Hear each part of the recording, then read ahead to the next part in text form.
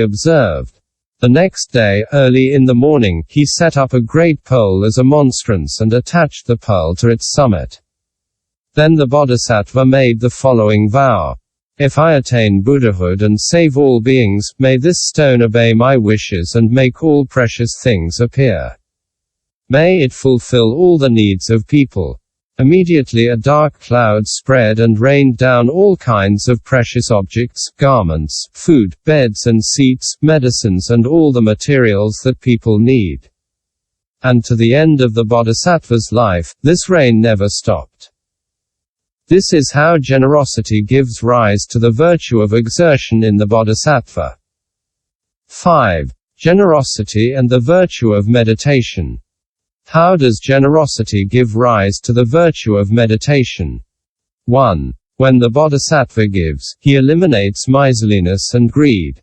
Having eliminated avarice and envy by this generosity, he fixes his attention and progressively eliminates the 5 hindrances. Elimination of the 5 hindrances is what is properly called meditation.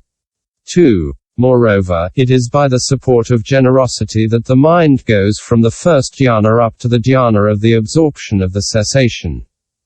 How is generosity a support?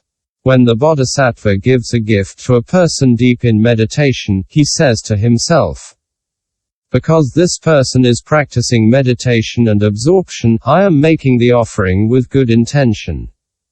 What can I do now to replace the meditation from which I have just distracted him? Immediately, he concentrates his own mind and practices meditation.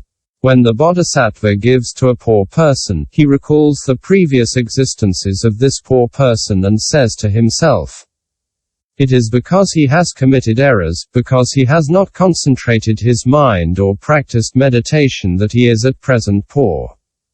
As a result of that, the Bodhisattva himself tries to practice the good, to fix his attention, and he enters into the dhyanas and the absorptions.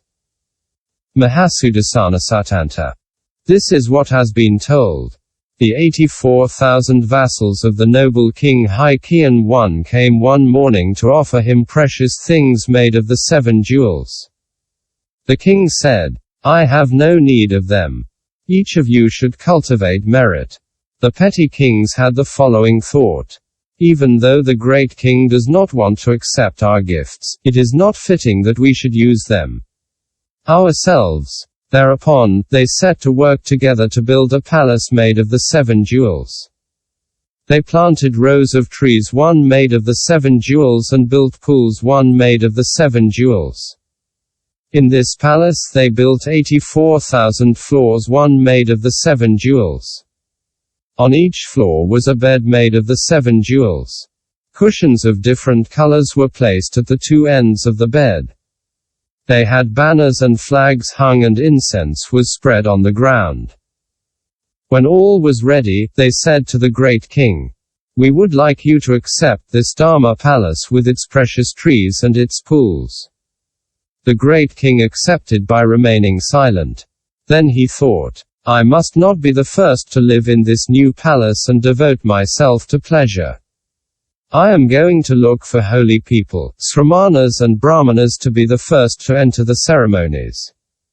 Only afterwards will I myself live there. 1 Then he joined the holy men who were the first to enter into the precious palace, filled with offerings of all kinds and splendid accessories.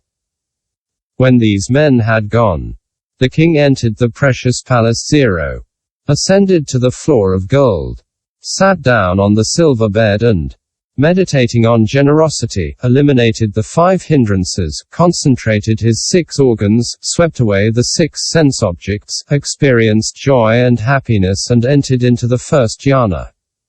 Then he ascended to the floor of silver, sat down on the golden bed and entered the second dhyana. Then he ascended to the floor of beryl, sat down on the crystal bed and entered into the third dhyana. Finally, he ascended to the crystal floor, sat down on the beryl bed and entered into the 4th dhyana. He spent 3 months in solitary meditation. 1. The Queen Uniu Pao-tu and her 84,000 followers who had all adorned the bodies with the white pearl jewel came to the great king and said, "For a long time you have been averse to visits from your family and we have come to ask why." The king answered, "Sisters, you should change your feelings and be friends, not enemies, to me." In tears, Queen Sriratna said, "Why does the great king call me sister? Surely he has a hidden motive. I would like to know the meaning. Why do he order us to be his friends and not his enemies?" The king replied, "For me, you have been the cause of rebirths. Together we give ourselves up to pleasure. While giving me joy, you are my enemies. If you could wake up to the doctrine of impermanence, know that the body is like a magic show, cultivate merit, cultivate the good and give up the satisfactions of desire, you would be my friend." Yes. The women agreed. "We will obey your orders with respect." Having spoken thus, they took their leave and went away. When the women had gone, the king ascended to the floor of gold, sat down on the silver bed and practiced the absorption of loving kindness. Then he went to the floor of silver, sat down on the golden bed and practiced the absorption of compassion. He went up to the floor of beryl, sat down on the bed of crystal and practiced the concentration of joy. He went up to the floor of crystal, sat down on the bed of beryl and practiced the concentration of equanimity. 3. This is how generosity gives rise to the virtue of meditation in bodhisattvas. 6. Generosity and the virtue of wisdom. How does generosity give rise to the virtue of wisdom? 1. When the bodhisattva practices generosity, he knows that this generosity will necessarily have its reward and he is free of doubts, he destroys wrong views.